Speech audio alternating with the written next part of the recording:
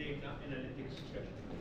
Today, he will be sharing his presentation on data analytics in the era of AI. Mike. So, hello from my side. Hello from my side. Before we start, I wanted to ask who of you are in the era of business analysis, data analysis to raise their hands. Nice. Okay, is there anyone like in engineering side, data science?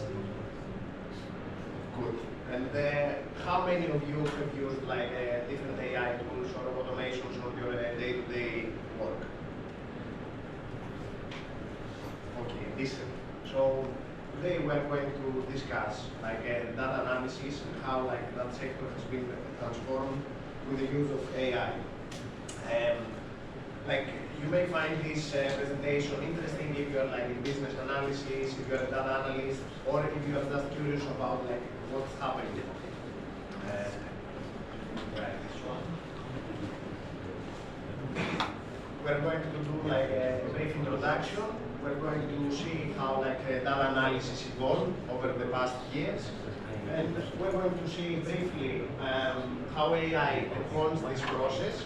And for me, like the best part is in the end, where we can see some live cases that we can utilize on our day-to-day routines. So imagine this. Imagine like you are browsing Netflix, and like after a long day at work, and suddenly you are getting bombarded with series and movies so tailor-made for you that you start wondering like, is it luck? Did this happen by accident or like I don't know what? And you can notify this pattern like even in different platforms like Spotify. Like once you spend some time on the platform, like you can see playlists super tailor-made for you that can fit perfectly your vibe. So in reality, behind those platforms, it's like data analysis combined with AI, analyzing every single interaction we're doing on those platforms, every single click, even every single post we take, predicting what we might like next. So like it pops up in front of our screens. Let's take a step back now. We are discussing about data analytics, AI, fancy words. Everyone like have been using this kind of terminology.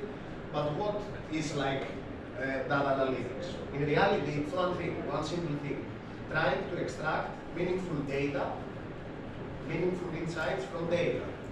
And we can think of data analytics as in combination with AI as like the supercharged brains behind the scenes that can like analyze vast amounts of data at super lightning speed. And why this matters to us? If we look around us, we are living in the most data-rich era ever existed. Like every day we're sending thousands of emails, we are uploading countless photos in Instagram, we are doing live streamings in different platforms. Like literally every single click we are doing online, it generates kind of different data. And this is where the AI roles kicks in. It helps us like make sense of the data, because without it, like the analysis would be super overwhelming and tiring. And sometimes, like even after long hours of analyzing it, we may not have found a valuable insight. So AI helps us understand future patterns that might happen and helps us prepare better. We can anticipate future trends, foresee and prevent problems, and in some cases solve some global challenges and achieve tech breakthroughs faster. So for a moment, let's close our eyes and think how in the early days of business decision making, how it would happen. Like there would be a row of accountants, probably like some business analysts trying to gather different spreadsheets, trying to understand that the data integrity is there, with solely one purpose. Not only to get insights, but specifically the insights which depict what happened in the past. So like what happened in the past. And for quite long, this was like something that worked. But currently, in the time period that we are living, it's like we are navigating in a stormy sea with a compass, when we need a radar, like the amount of data is vast. So traditional analytics is like exactly this. Figure out what had happened. But this brings limitations. Like it's a reactive approach. We don't have any future lead of what might happen in our businesses in the future, so we can prepare better. And we needed a shift. The shift needed to be from what happened in the past to what's going to happen in the future. And with AI, like we can predict customer behavior, we can optimize supply chains, and of course we have the ability now to analyze campaigns and different stuff in real time. So the shift is like from descriptive analytics, understanding what happened, to predictive and prescriptive analytics. So not only anticipating future trends based on historical analysis that we are doing, but also recommending optimal solutions that perhaps we can take based on those predictions. But how did we achieve that milestone? Let's break it down into smaller steps. The first one is the big data explosion we mentioned before. Then we have machine learning. So for the first time now, we have systems like providing insights themselves instead of us building different models and doing assumptions. Of course, we have cloud computing. So with cloud computing, companies now are able to store, analyze, and process vast amounts of data anywhere, anytime. And AI could run like complex like algorithms at scale, providing us with powerful insights. And last but not least, we have deep learning. So for me, this is the most interesting part because it's the part of AI technology that mimics the human brain. Like it allows us to analyze unstructured data like photos, videos, texts. And by text, let's say you run an e-commerce store and someone is leaving comments about your product quality, your delivery times, etc. And although we had this information before, we couldn't analyze it massively at scale. We were going like comment by comment, responding. Now, like this is something that deep learning enabled us to do like at scale. So, okay, on the thoughts about like this theory and what happened in the past, but in reality, what has AI provided us in the data analysis sector? The first one is the one we mentioned, predictive analytics. We can forecast customer behavior, reduce waste, depending on the area that we operate, and the ultimate goal is like to maximize profitability margins. Also, currently, more and more businesses can automate data insights. So instead of the data analyst going through different Excel sheets, and providing custom periodic reports, someone like on the BI era can set up a subscription or like an automatic alert, and I can have data insights with a couple of clicks instead of spending like days. And of course, under this category, we have to mention the natural language processing. Like by that we mean like technologies like the one that OpenAI developed. I feel everyone here is familiar with ChatGPT, Claude, and so on. So instead of us analyzing the data, now we can create a sentence and we can have our personal AI agent that is analyzing data for us.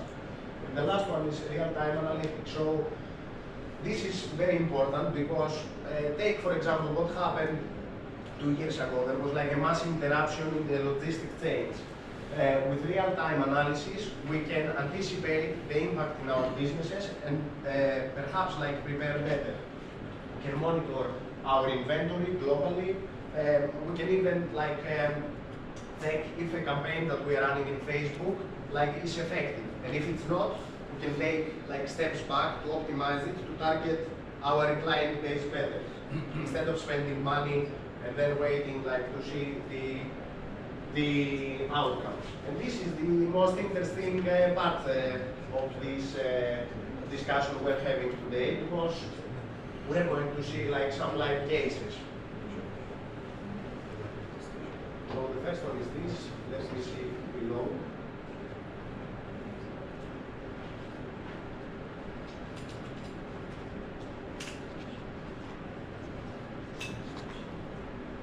Is it clear to you?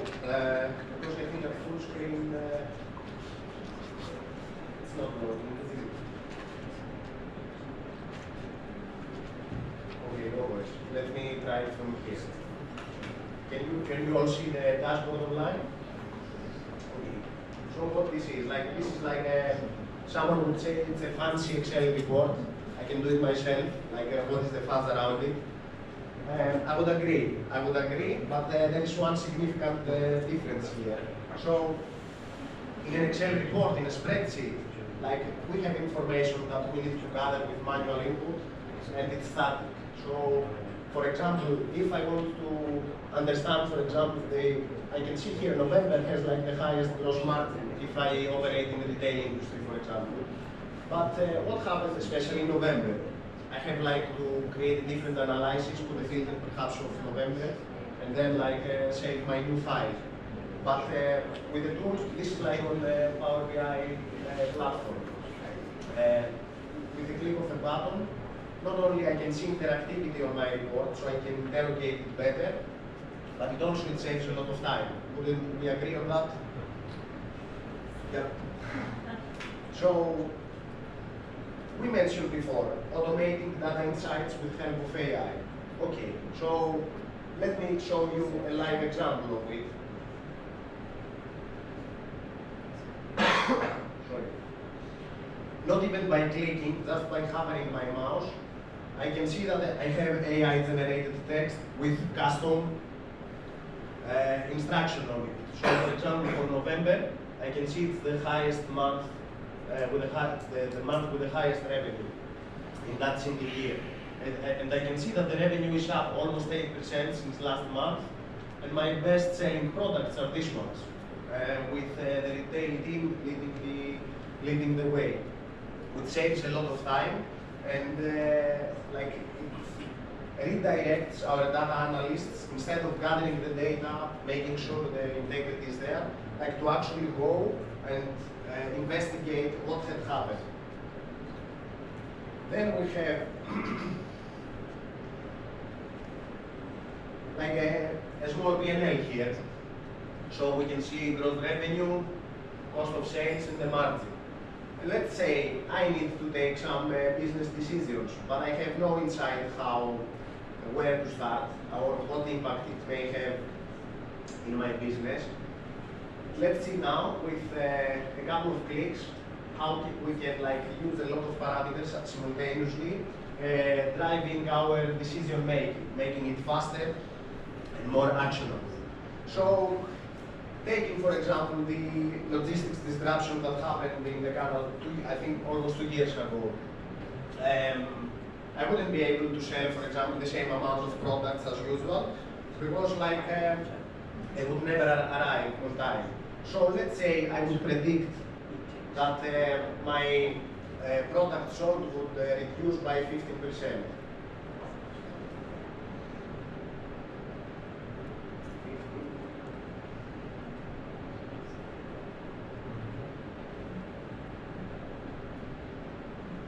And let's assume also that because of this disruption, my costs will go up approximately 10%.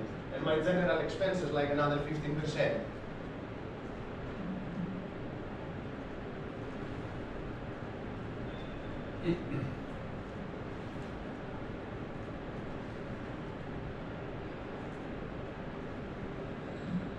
Now I need to take a business decision. I want to assess ceteris paribus, like assuming that all of the other factors remain the same. What should I do with my price that I need to sell in order at least to minimize my loss, like at least to be in the same level of profitability as before the whole disruption. With a couple of clicks, I can adjust that parameter. And I can see, for example, if I increase the price around 15%,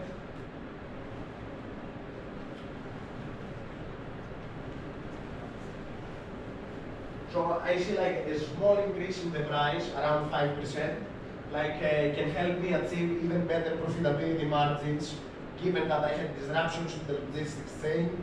I would sell less products, my expenses would go up more due to inflation or due to different factors. So literally, with a couple of clicks, we integrated 4 different parameters in our analysis, and literally we did it in less than 4 minutes, 5 minutes. So I think this is super valuable. This is what drives businesses today. And if a team, not only a business, individual teams are not transitioning to this kind of tools, integrating this kind of capabilities into their business, they are going to lag behind. Let's see now a different example. So here we have a different report. So there is a store with a physical presence and an e-store selling bikes, different types of bikes. And perhaps I'm a C-level executive, probably one day, and I need answers, I need them now. I don't have time to sit on my laptop, I'm on my way to a meeting, and I need to prepare about some discussions that are going to be held there.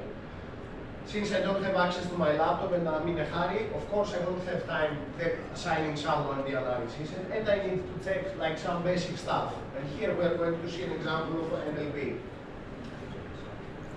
So, given that I have the data set ready, I want to query what was the revenue by manager to do the yearly assessments perhaps.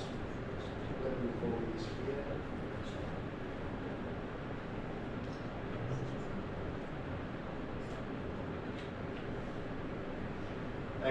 Instantly I can see that the manager one brought me most revenue, he brought around, so this is fine, he brought around almost 1 million more in sales than the rest, than the manager number 3. But to be honest, I was never a fan of bar charts. I always liked pie charts more, so let's do it.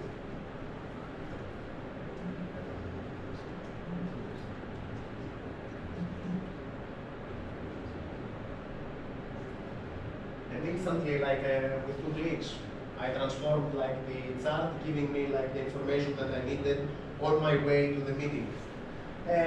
But let's make it a little bit more difficult. Let's say I want to check. So imagine I'm walking down the office and I need to be prepared for the meeting. And I need to see the profitability that each manager brought to the company per store, and also per unit sold. So I need 2 KPIs, the revenue and the unit sold per manager and per store.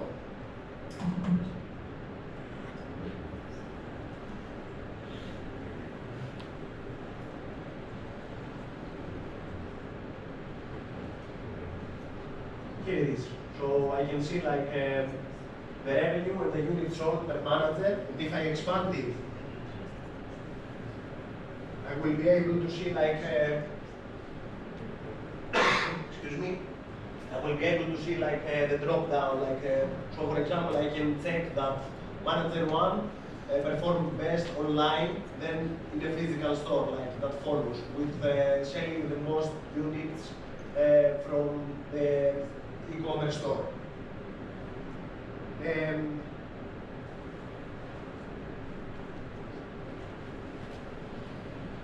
Let's see now another example. So, before we discussed about unstructured data, and we mentioned that unstructured data are photos, videos, text, and so on. And this is a great case, revolutionizing healthcare industry. So, what they did, it took 6 years, to create a tool called MIA.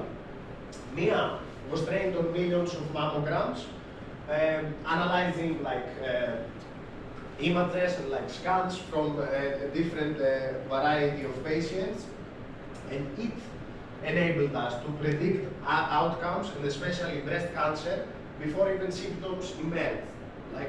This is awesome. And not only that, it was super efficient that it reduced the results time for 2 weeks to 3 days. And the win in that case is, for example, in UK, This was published in BBC, by the way. In UK, like it flagged 11 cases of women with breast cancer that went like undetected by doctors. So like imagine a doctor, like how many cases he can see like per day. And then like it could be the element of fatigue, someone like would be in his door, like noise and stuff. So there is the element of error. But with this tool, doctors were enabled to do like a faster diagnosis and like oversee something before it even occurred. And like when it's like on the matter of health, it's way more important than business decisions and so on. And last but not least, we have a small data set here, like a sample data set, and we can see how we can interrogate our CSVs. Whether it's like sales data, whether it's like a campaign we run like on social media, to understand like how our brand is performing. Who of you are familiar with Julius AI? No one. Okay, this is good. So that is a platform that we can load our CSV files and interrogate it, but it's like tailor-made specifically for Excel formatted files. Let's run an example. I performed the same analysis with ChatGPT and Sonnet, but I truly believe Julius AI is, at least for model 4.0, is way better. Let's run this example.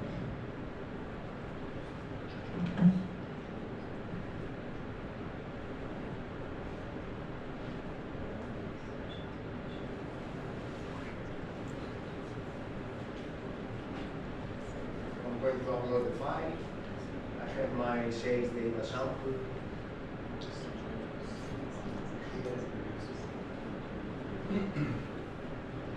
It's loading.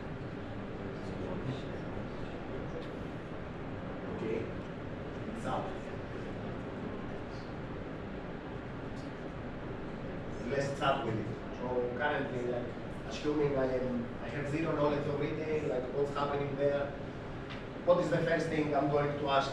What would be the first thing that you would ask a data set in sales data? Sorry? Quite, yeah, definitely. But I would take a step back. Let's say I'm ignorant, like I have zero knowledge about retail. Exactly. So the first step would be like to, okay, what data I'm dealing with. Okay, like profiling. I've put my notes here.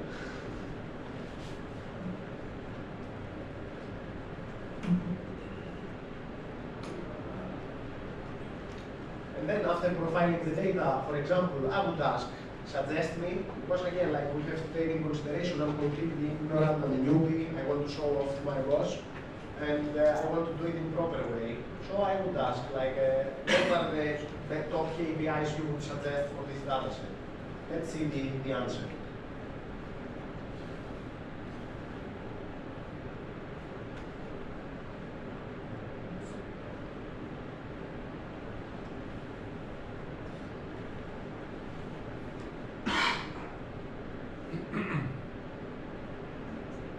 So total sales that will lead to profitability, the average order value, like my average basket, the order quantity, the sales by product line, and the growth over time. And I think like it's quite on spot. Then let's assume I want to continue my analysis, and I want to create a dashboard based on those KPIs.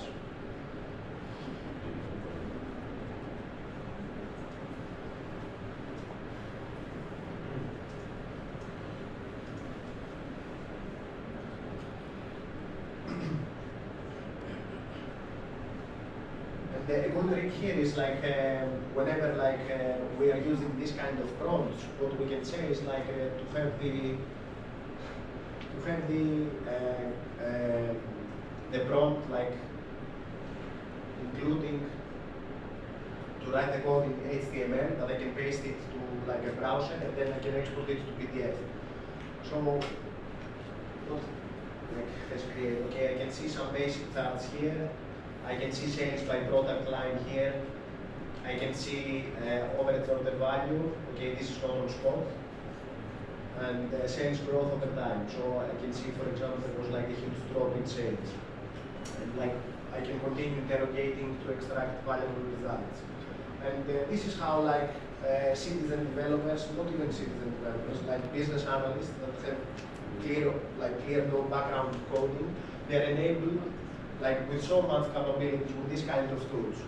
Let's return back to our presentation. Unbelievable, guys.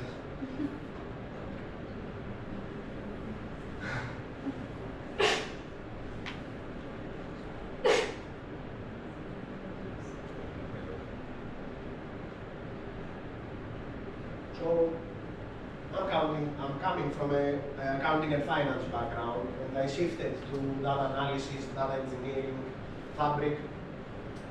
And a lot of my colleagues ask, okay, what's going to happen in the future? Are we going to lose our jobs? Should we shift in coding? If coding is automated now, most part of it, like especially in the future, should we shift to a different sector?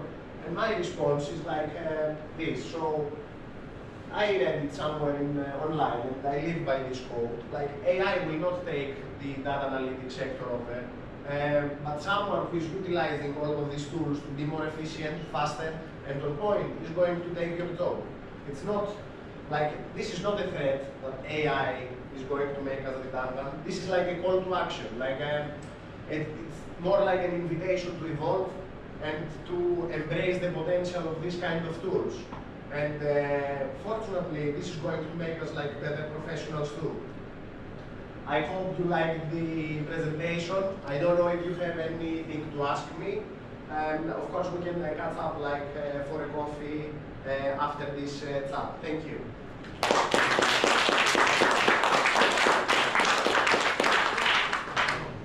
Questions? Mike? Yeah, good question.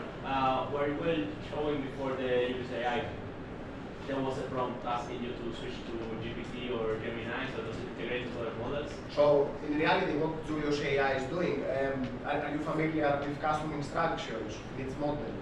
So, like, if you open ChatGPT, you would notice, I think, this is also in the free subscription, you can customize it to behave with the order that you give it. So, in our area, like, we are data analysts or engineers, so like, once before I prompt it, I use this custom instruction stating that you should behave as a data analyst, your answer should be concise, on point, and in some, for example, KPIs, I want you to give me like 2 different options, so I can choose whatever is like more preferable in my business line. What does Julius AI is doing?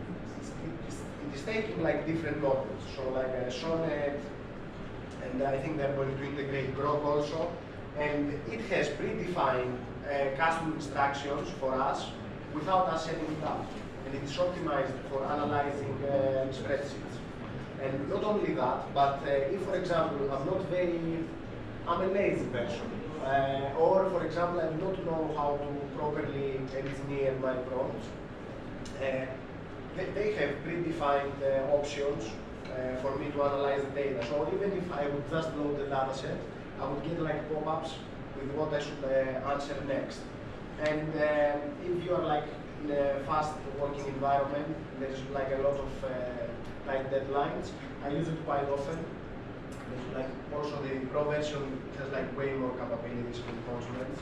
It's a tool like I'm using on my day-to-day tasks. Again, when it comes, for example, with spreadsheet CSVs up to 50K lines, it can perform like great. When it comes like to writing TSQL or Python, for Python, so far I would prefer like a Sonnet. For TSQL, you can find the custom GPT inside OpenAI's platform, and I never had a problem like having a code snippet that's wrong. So I would say 80–90% of my coding needs are covered by those tools, especially like there are some cases that I may need to do more digging, to go online and find some solutions. For example, Julius Julius AI and ChatGPT are not performing well with Windows functions, like in SQL. I don't know if probably like the analysts here are familiar with these kind of functions. It's like because it's more complicated, it takes a less efficient way in writing the snippets. But when we load, for example, 1 million rows per day, especially night gaming, like the data sets are massive.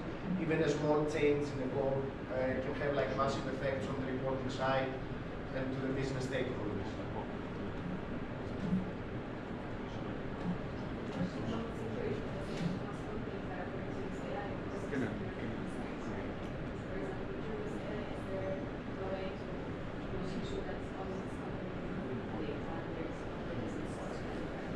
So in the Julius AI, of course, like not only we have to double check every time we're using like an AI tool, but also we have to check the outcome.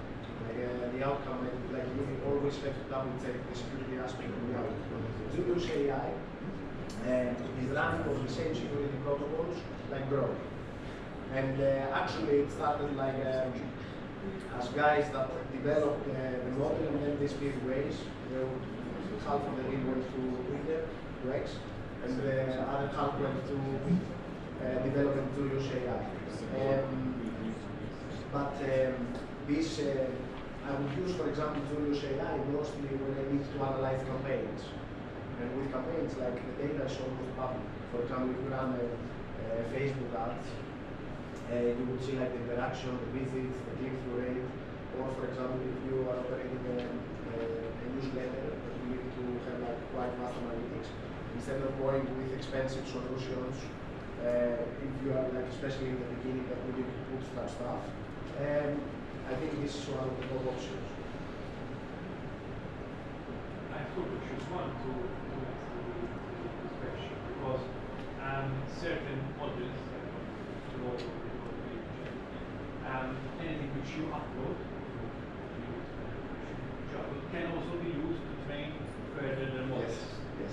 So obviously that intrinsically says that this is going to be very public. So someone else might be asking a similar question, might actually be giving back answers based on our company, basically private areas.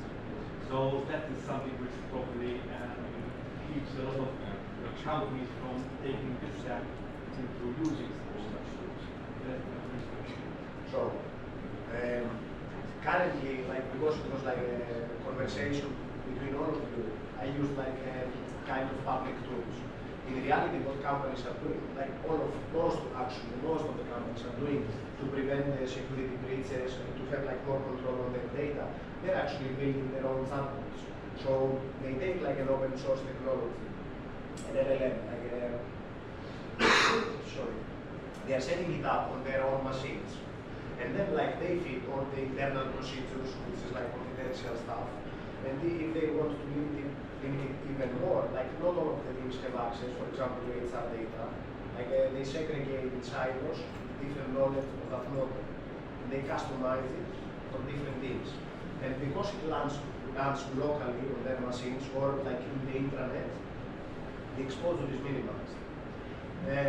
What was the second part of your question? The second part of the question is that we saw mostly spreadsheet-based data, and some of the reports are not spreadsheet-based. There are PDFs, there are statements, which are notes, which are written by sales managers. Are these tools also supporting such documentation? So if it's like a super massive data set, I wouldn't go to Julius AI. Let's say simple set of financial statements, which we will do some narratives, like this report or this report, notes to the accounts, and certain status and standard accounts, etc. Those kind of things, is that something you would want to feed to the model to actually get a summary of the main. A quick summary also. So, like, I will further your question saying that what is the granularity that we need for the data. So if I need every single transaction, like up to a second, then we're discussing about like almost billions of rows. But if we need, for example, weekly results that fit up to monthly, quarterly, and so on. Especially the BI stack that performs extremely well. And not only that, with the launch of Fabric, like these things scale a lot because you can actually, instead of using the Power Query, you can actually like have your notebooks in, like a data engineer can create a notebook, and instead of It will show you. So on this side you get to see, and it started recording that way. When we're done,